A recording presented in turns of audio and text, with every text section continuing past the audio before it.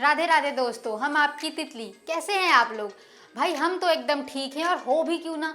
बारिश का इतना सुहाना मौसम जो है। लेकिन अगर कोई ठीक नहीं है तो वो है अपनी अक्षरा। अब भाई जिसका बच्चा ऐसे खो गया हो वो ठीक कैसे हो सकता है। तो वही काव्या की भी हालत ये सोचकर खराब है कि अगर उसके बच्चे का सच उसके नहीं होने वाले बाप जो कि होना चाहता है यानी कि वनराज को पता चल गया तो क्या होगा। तो सभी को मिल गया है एडमिशन लेने का आखिरी मौका भोसले कॉलेज में। तो अब ये तो था आज के टीवीपुर के मौसम का सामान्य हाल, लेकिन चुगलियों की बारिश का आनंद लेने से पहले ठोक दीजिए सब्सक्राइब का बटन।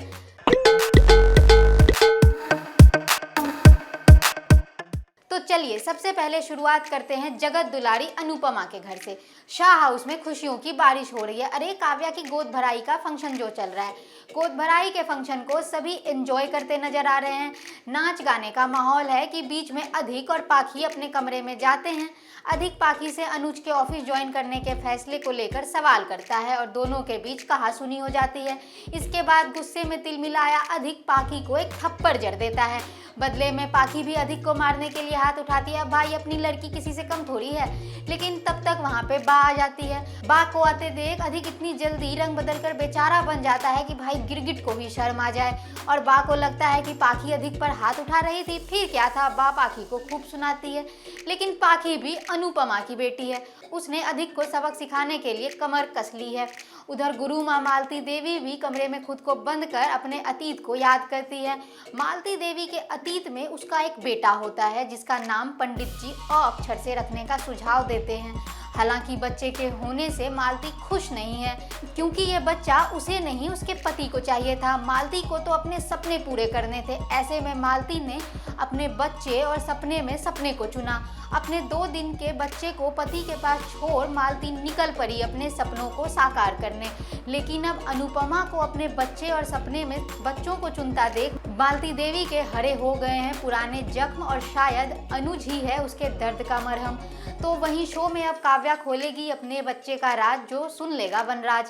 खैर सुन तो कायरम ने भी लिया है अभीर के घर से गायब होने का राज।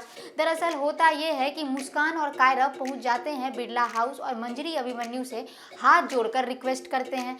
अक्षरा की तबीयत बहुत खराब है तो वो उन्हें अभीर को कसौली लेकर जाने के लिए दे दे। तभी वहाँ पुलिस आ जाती है और कायरव मुस्कान को सब पता चल जाता है। अभीर के गायब होने की खबर सुनकर कायरव बौखला जाता है और अभिमन्यु को खूब खरी खोटी सुनाता है। अब सुनाए भी क्यों ना, आखिर उसके इकलौते भांजे को खो जो दिया है अभिमन्यु ने। ये खबर सुनकर गोयनका हाउस में भी सबके सिर पर दुखों का पहाड़ टूट पड़ता है। उधर अभिनव बार बार बिरला हाउस और गोयनका में सभी को फोन करता है, लेकिन ना बिरला हाउस में उसका कोई फोन उठाता है ना गोयनका हाउस में कोई उसका फोन उठाता है।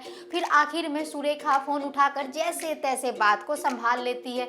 लेकिन अब अक्षरा की तरह अभिनव को भी लगने लगा है कि अभीर किसी परेशानी में है। वहीं परेशानी वाली बात तो सच में है, क्योंकि अभीर घर से निकला तो था कसौली जाने के लिए, लेकिन वो कसौली ना पहुंचकर कहीं और ही पहुंच गया है और अब फंस गया है मुसीबत में। तो वहीं उसके मम्मा पापा बिरला हाउस पहुंच गए हैं। अक्षरा अभिमन्यु से अपने बेटे का ख्याल न रखने के लिए हिसाब मांग रही है। हालांकि मांग तो सभी भी रही है एक मौका भोसले कॉलेज में एडमिशन के लिए टेस्ट देने का, लेकिन ईशान और उसके ताऊ जी बन गए हैं सभी की राह में रोरा, जो ये नहीं चाहते कि सभी यहाँ दाखिला ले। ऊपर से सब उसकी मैम ईशा से इतना चिढ़ते हैं। अब जाने का रिश्ता है ईशा का भोसले परिवार से, ये तो वक्त ही बताएगा। लेकिन फिलहाल शांतनु ने सभी को बता दिया है कि बोर्ड उसका इंटरव्यू लेने के लिए तैयार हो गई है और वो अगले दिन इंटरव्यू के लिए आ जाए। बोर्ड के फैसले से ईशान ना खुश है और वो नहीं चाहता कि सभी किसी भी हाल में यहाँ एडमिशन ले। तो वहीं सभी है जिसको पूरा विश्वास है अपनी काबिलियत पर कि वो तो पास हो ही जाएगी। अब क्या सभी को इस कॉलेज में एडमिशन मिल पाएगा या ईशान किस तरह से बरसाएगा उस पर मुसीबतों के बादल, ये तो आने वाले एपिसोड में ही पता चलेगा। लेकिन फिलहाल हमारे सर पर बादल आ गए हैं, तो चलिए हो गया है तितली के उड़ने का समय। मिलते हैं अगले वीडियो में कुछ और चटपटी चुगलियों के साथ। तब तक के लिए धन्यवाद। अगर आपको ये वीडियो पसंद आया है तो इसे लाइक करें, शेयर करें, कमेंट करें और इसी के साथ धन्यवाद।